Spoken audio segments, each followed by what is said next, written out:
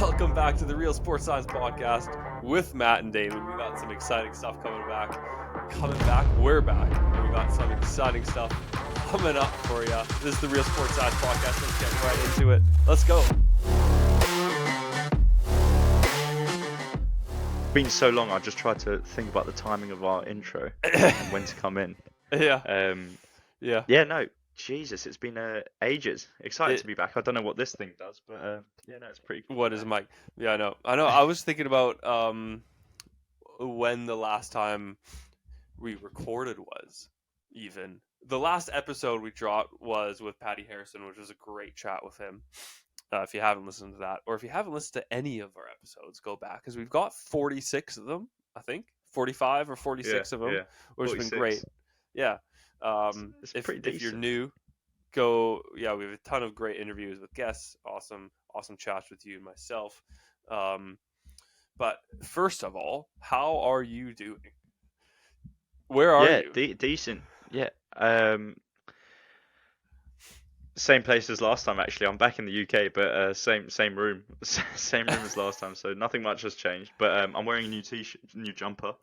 Um, but Oh. that's all good. Yeah, I thought I'd join Jamie and become head of athletic development at a school. So yeah, hopefully we'll catch up to Jamie maybe sometime in the future surrounding that topic instead of active recovery. So what school are you working? What school are you working at? What school were you working at? What Uh, school are you working at now? I was at Sevenoaks and now I'm at Tunbridge, so they're like 10 minutes away from each other. So I haven't moved that far. But Tonbridge is where you do rugby as well, right? Yeah, so Tunbridge Judding's the men's team, so it's not too. Yeah, Yeah, as I said, I might have to move there. Saves me from driving 20 minutes, but yeah, not much. The area hasn't changed too much. last 20 minutes. How's it being back in uh It's in the UK? Wow, that's a struggle. yeah, Because you it's were in you. To be fair, that was for anyone who doesn't know. You were in New Zealand for three trust me, months, right? trust me, they Basically, know, they know. they know. But just in case, we got some new listeners. All right.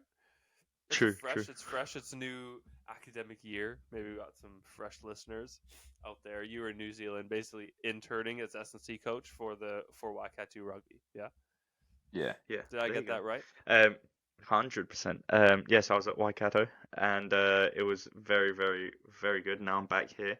Um, I went from a very nice, relaxing, cruisy country.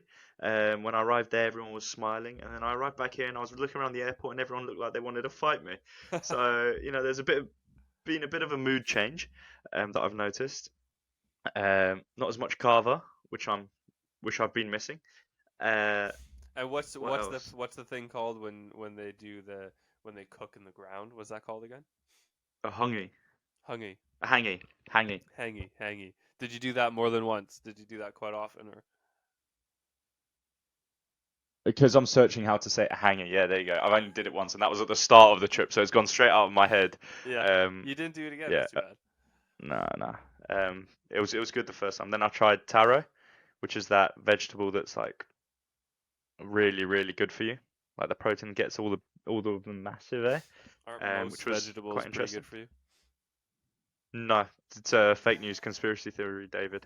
Um, I see. they're bad for you. But sorry, a droplet was going down. Blue Um, juice, neon blue juice. That's good for you. yeah, it's funny you should say that, David. It's the one I spent like 5 hours of one day promoting at in Manchester, so I know Yeah. all about it. Oh, that Um, is my. I just got actually. Speaking of that one up you on that. Got the tub of it. I see, I see. Must be nice, eh? Haven't opened it yet though.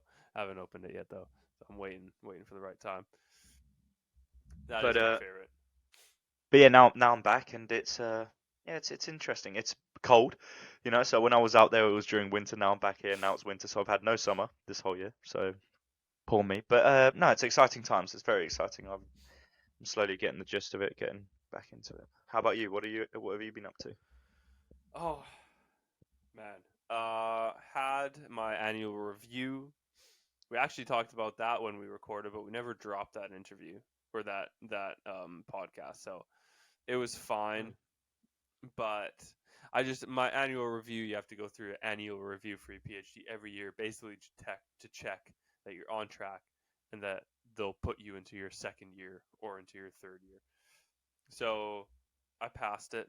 I just didn't come across as as smart as I would have liked to. I basically just blanked everything that I'd learned and written, just forgot about. It was like I was trying to basically think in a different language. It's like I went to go write something on a whiteboard and or just read something and I was supposed to be able to understand it but I couldn't put thoughts together. So it was a bit of a nightmare. At least that's how it felt. But I passed, so fine. So I'm in my, in my second year now.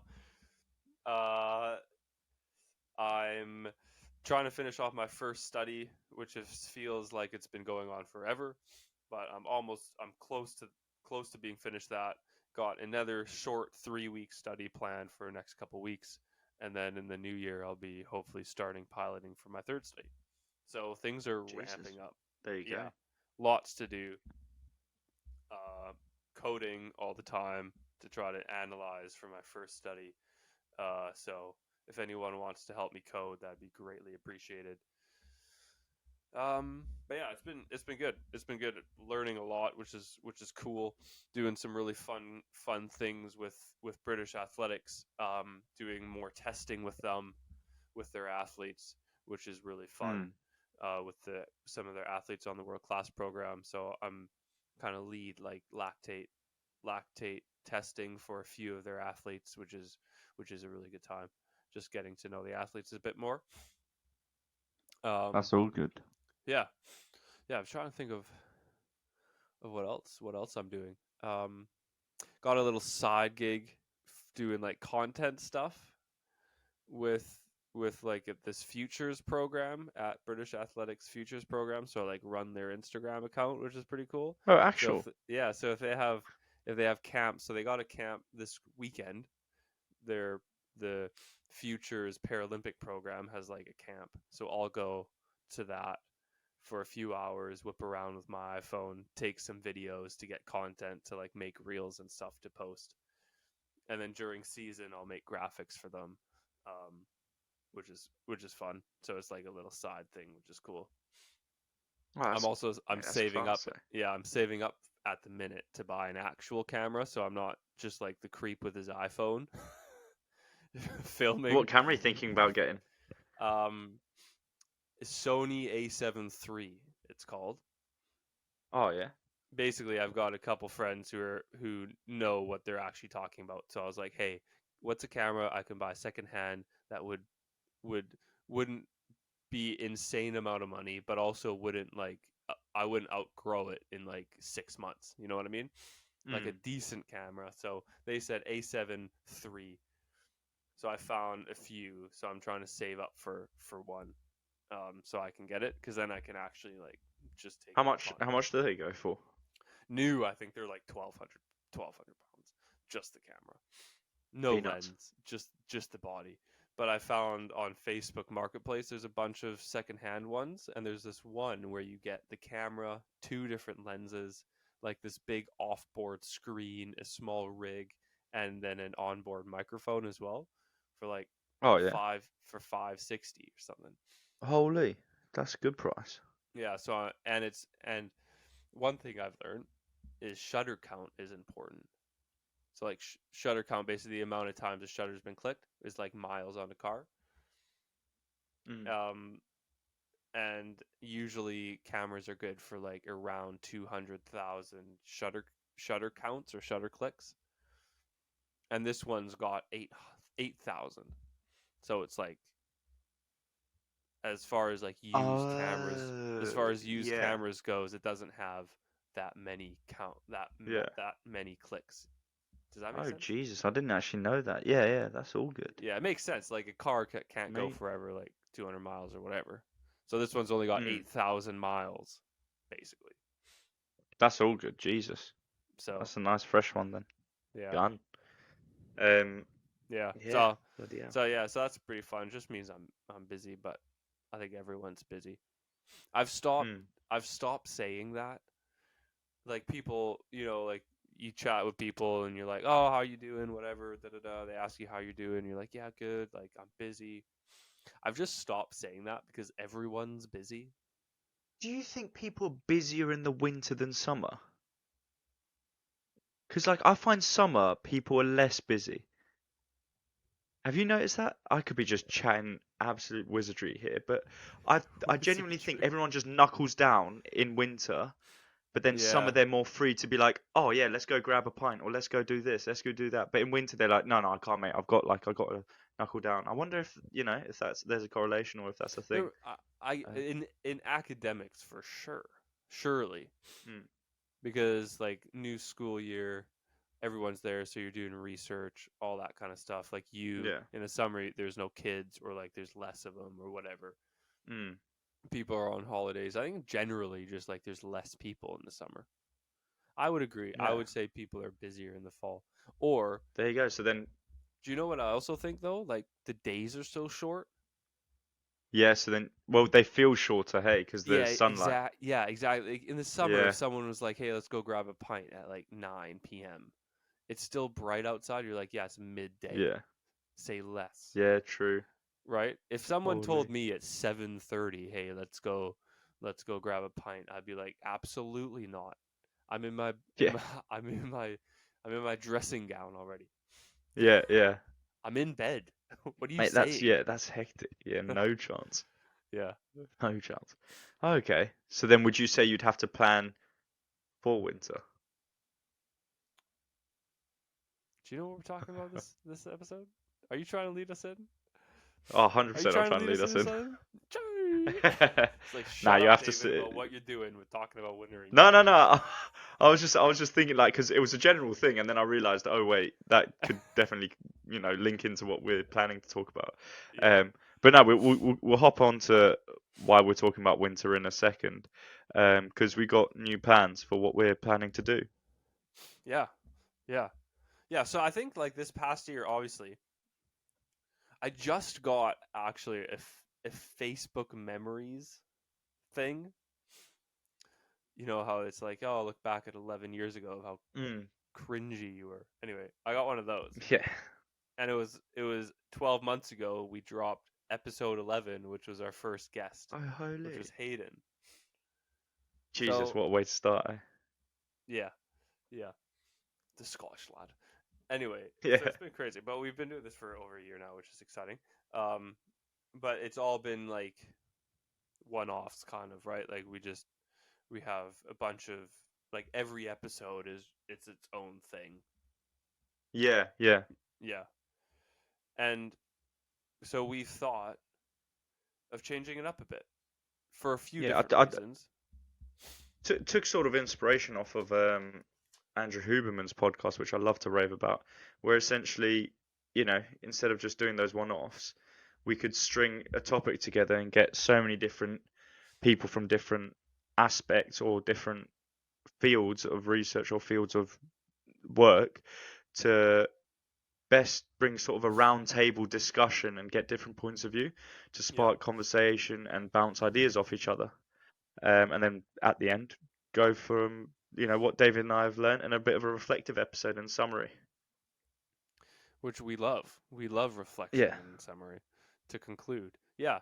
Yeah, so we're going to try this. We're going to try this out. We're going to try different series.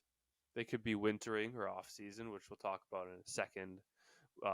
Athlete coach relationship. What are some other uh, heat therapy, ice or cold yeah, or hot therapy? And basically just each series might be between 4 and 6 episodes long, where we have maybe one episode like this where we kind of tee up the episode, which would follow with maybe 3 or 4 guests where we would, and they'd be like either athletes, coaches, sport practitioners, academics, basically, hopefully every person from like a different coming at it from a different viewpoint, and then at the end, like you said, a little reflection from the boys. mm, yeah, yeah. And then from that, yeah, I mean the Well, topics we could discuss and the depth we could get into would be on a whole other level. yeah, yeah, and I think as well, like it might help us as well in terms of workload. Because even though I stop telling people that I'm busy when they ask me how I'm doing, we're both very busy. And Mm. so how it would, I think the way that we've kind of envisioned this going is like basically we wouldn't post any, or we wouldn't drop any new episodes for, let's say, like 4-ish weeks or so. But in that 4 weeks, we're doing interviews. You know, well, that's what we'd be doing interviews, creating content around this series. And then the next 4 or 5 weeks, we would drop an episode every Tuesday as that series comes out, right? And then after Yeah. that series, we'd go Zero Dark 30 again. Well, we wouldn't go, but we'd still maybe post clips on Instagram and stuff like that, but we wouldn't drop any new episodes as we then prep for the new series following. Mm.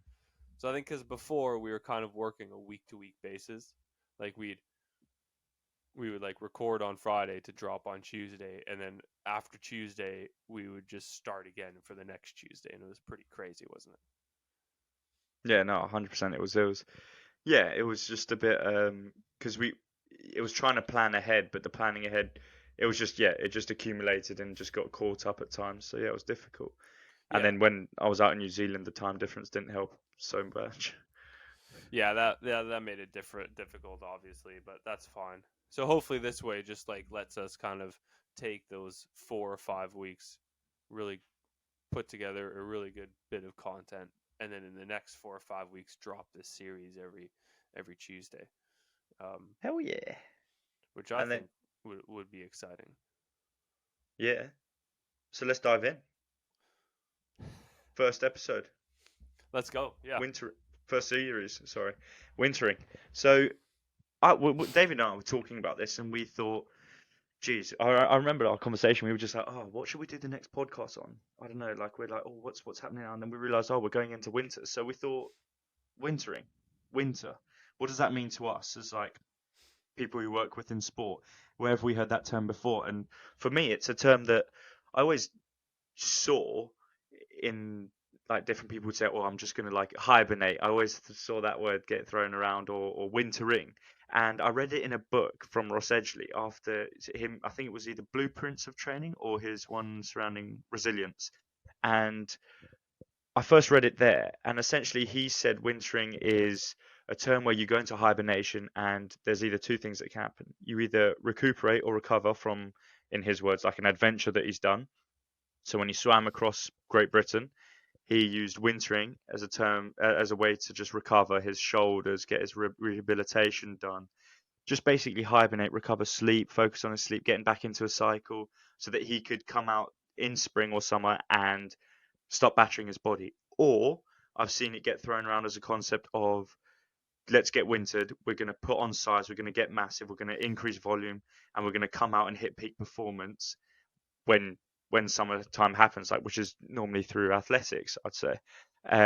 So I remember, like, I read something in American football, and some of the catchphrases used alongside wintering, or some of the connotations, is sort of discipline, accountability, teamwork.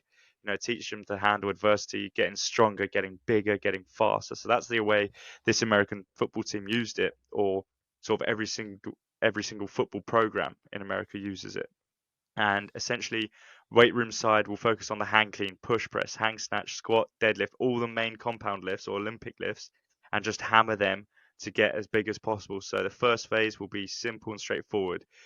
Tons of volume, building on what they do at home over like the break, using very simple movements. Then second phase, next 3 weeks, will be more dumbbell work, but still volume still being pretty high, core lifts still being a staple. So as you can see, they used it in a way to basically just ruin their bodies or get as big as possible, big and strong as quick as possible, so that when they have to hit peak performance, they're ready, they're hibernated, and they're ready to blast out the gates. But that's where I heard about it. Where did you hear about it, David? Yeah, well, actually, I never heard about the word. When I heard wintering, I'd never heard that used like that before. But immediately my head went to like off season, and Mm, it's like the more I've been thinking about this, the more I've like had a couple like brief chats with people. At, well, you and one other person, so two people,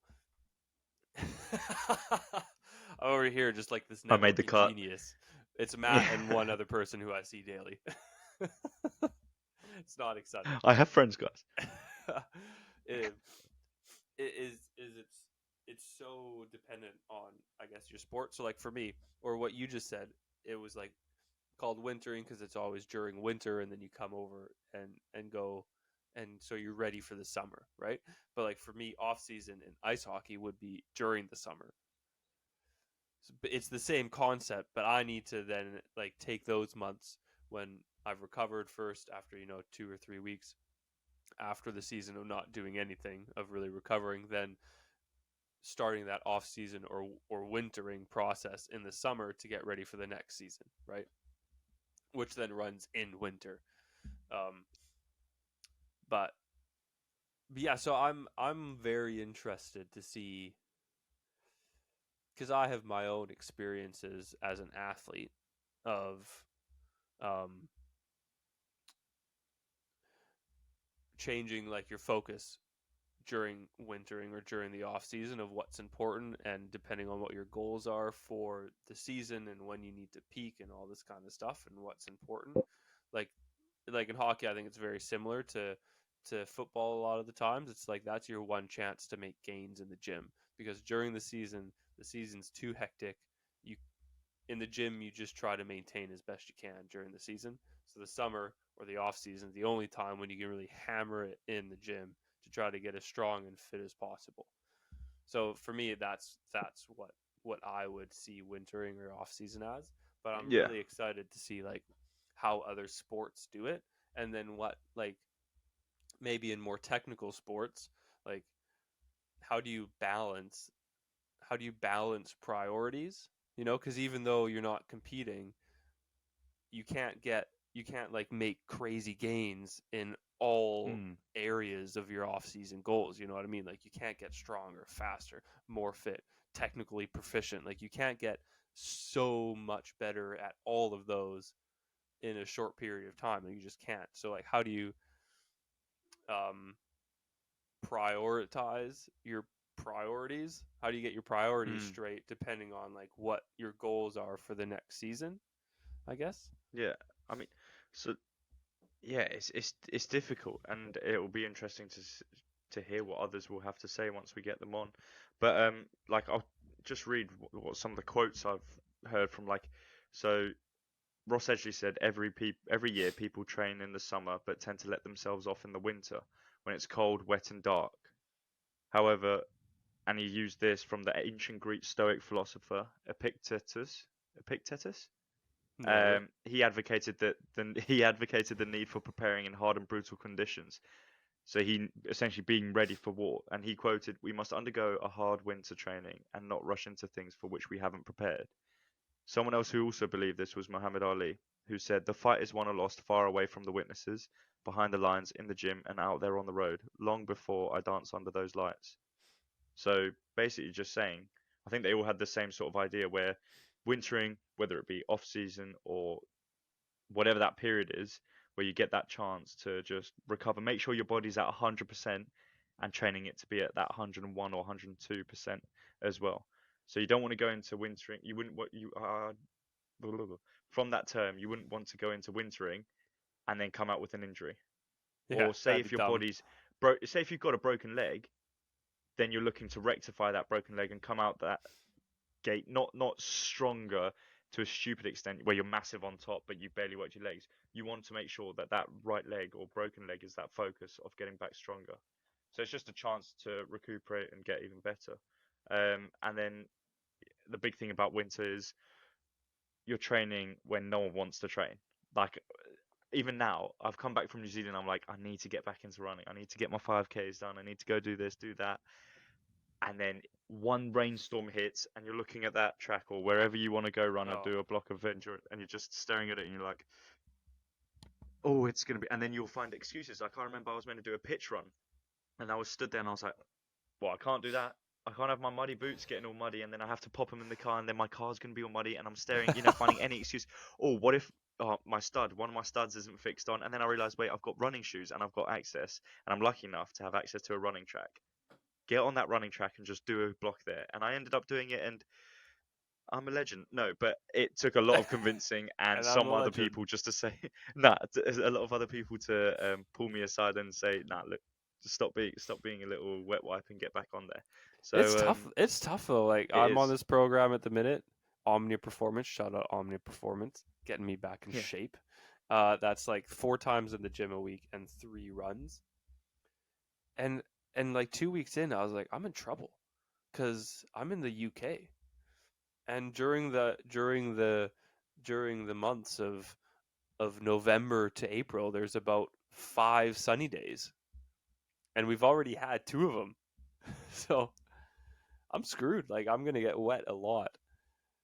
Because It's I do like 2 of the sessions a week are usually on the track, and mm, then the third one's just a long run. So like I don't want to be doing that on the treadmill, you know, like brutal. An hour on the treadmill, no thanks. But no, also an hour in the pouring rain.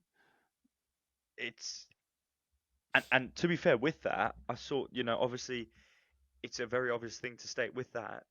How many times I bet you get sick more during winter than summer in terms of like respiratory tract Oh yeah, infections, like a cold I or got a like a cough. stuffy nose right now. So then, nutritionally, athletes have to consider actually either in a higher calorie intake, right, Mm. or a better micronutrient calorie intake. So getting all the vitamins you need, vitamins and minerals you need. So you can't eat or like I remember just in Philippines when it was summer, 35 degrees, you're sweating like absolutely anything, right? That's hard and working. But and I remember like just being able to stuff my face because I'd sweat, I'd work so much harder. But wintering, it was just you got to eat differently. I felt otherwise, yeah, You definitely have to. I think within in limits. the summer you can like go on a whim a little bit more. It Mm, personally, because it's nice weather. You can be like, oh yeah, I'll do this now. Boom. You know, I feel like yeah, in the winter or like fall and winter, if that's when like, at least for me, I think it's probably different for maybe athletes because they're a bit more externally motivated because they're training for something. That's what I've been struggling with. Like and they got help from, I they don't got have something to plans and train programs. for. Yeah, but not every athlete's at that level where they have that either. So, like for me at least, I found like routine in the winter is critical. Like I need to be in a routine, set in a routine. Otherwise, I'm not going to do it. Like I'm not going to just on a whim get up at 6 a.m. when it's pitch black and raining outside to get up to go for a run outside, right? It's not going to happen unless that's in my routine. I've planned it. Mm. I know it's happening, and I have no excuse. No, 100%, and it will be interesting, especially when we talk later. And a couple of questions I'd like to know is how, like the general, how do you program for a Can winter you off turn season? up your mic? I can barely hear you. How do you train, or like, or is that too much? No, that's good. That's perfect. Yeah. Okay.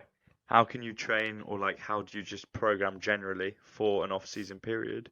And then what are other bits you have to consider? So say like nutritionally, what do you have to consider? As a coach, does the coach-athlete relationship get affected during winter when it's It's a good cold one.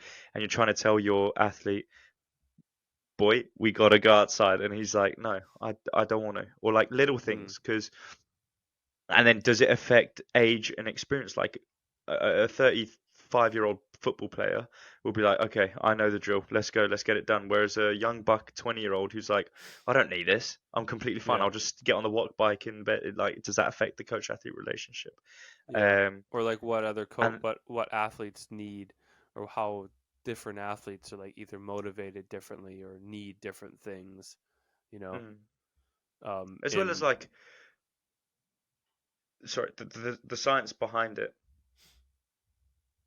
Like, do we need to have an off season? Like, what is the benefits of an off season? I think we all know, but like to go deeper into it, how best to program or how best to get the most out of our athletes or most out of our programming during those off seasons. So maybe like a blueprint of what to do, yeah. guidelines we can give other people. Hmm. Um, Yeah. And just because like for me, I think moving like if I think of what I want to get out of talking to these people really is how do I, in my job, working with athletes right now in athletics, in the off season, in wintering, how can I better support them through even just simply as like being able to communicate them better because maybe I've learned some possible issues that arise. And so if I'm aware Mm. of issues that possibly are arising or can arise, I might, interact with them differently, or I might be even just more aware of certain things when certain things are going on. You know what I mean? Um, Yeah, no, 100%. like how do you support those athletes as kind of part of that like support team, sport science team, but not like their coach? What's my role in that support Mm. group during that time? Yeah, yeah. And like from an S&C perspective, I want to know how much is too much and that fine line before you reach injury risk. Because there's obviously going to be like peak performance getting them ready, but then there's that little line where you can go actually you're actually like the higher inducing a higher injury risk or an increased injury risk. So like Mm, where does that line? How do you reach that line without being too afraid and then just not sapping everything out to get to that place? Because you mm, don't want to, because everyone's goal is to you want to get them there, but do some people hold back because they're worried of actually maybe getting them injury? Is there like mm. a line of best fit? You remember like those graphs in economics that you learn, line of best, or maths, where Economics. you go through and it's like where's the best like line of best fit in that? So Yeah, like where is yeah. that sort of midline range? Or So like, it'll be definitely interesting. or how do you hold athletes back who might at the start of Mm, wintering want to just go absolute balls to the walls training, right? Or feel like I'm so far away from what I was at during the summer, and like kind of comparing their peak performance in the summer when they're peaking to like what they're doing now, right? Like yeah. how do you manage that? How do you like kind of get them bought in or get them to understand that, this is part of the process to get you better than what you were last year in your peak. You know what I mean? Because I And think I think people, we can often like think very linearly, so like I was this good in the summer, 3 months, 4 months later, I'm worse. So mm, obviously I'm doing something wrong. Like, how am I worse? You yeah. know what I mean? But it's like, well, no, but we're way better at all these other stuff. Which then, as we move closer and closer to peak time and peak season, and when we're peaking, that all that base that we're building now and all the things that we're working on are gonna move us towards that. Um, yeah, I'm really And excited. I think it's one gonna I one think it's gonna final be a good thing. one. Yeah, yeah. Yeah, sorry, one final thing I'd like to know is long term. So say an Olympic athlete, what does wintering mean to them over four Mm, years? Because you've got 4 winters or 3 winters essentially where you can develop, because as you said, you can't in one winter you can't develop speed, strength, power, all of that in one go. So which one do you start with? yeah. Well, how do you pick which one to start with? And is there a benefit of doing it in different ways? Like we all know the periodization models, the different ones, but what are you actually trying to periodize, and how best do you get that gas theory or the general adaptives? Yeah. Eh? But yeah, Please hold. so hopefully we'll Matt's get all these brain just answers. So shut that's down. yeah. So hopefully once we come to that last episode of the series, we'll be able to have these answers in our back pocket, and Yeah. you'll all be able to hopefully have a blueprint slash guideline of what to do if you're an athlete. How do you program it yourself? If you're a coach, how do you program it for someone else? So yeah, Yeah, hopefully we get to that's know all such a these good answers in the point. future. That's such a good point of like that takes like micro and macro like goal setting to another level of not like Mm. sure you have the goal for this month and next month and like mid season and end season. It's like no, this year, next year.